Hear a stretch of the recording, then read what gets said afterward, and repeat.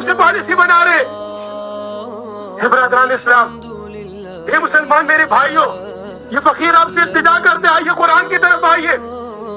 آئیے آپ سب مل کے قرآن سے پالیسی دیکھیں، آئیے اس زمین کو امن پہ کس طرح لایا جا سکتا ہے،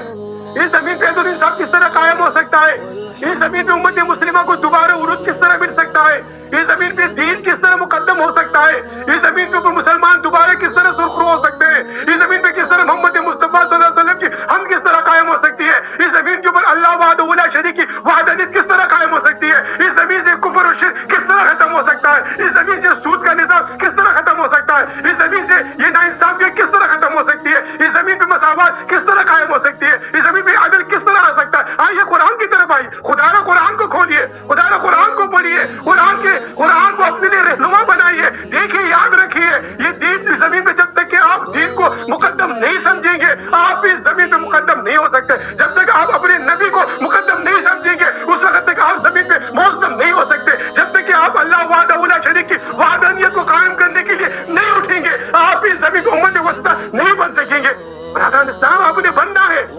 اسلام کی نشاط ثانیہ کی دلیل ہے قرآن۔ میں نے اس سے پہلے جو آیت تلاوت کی تھی سورہ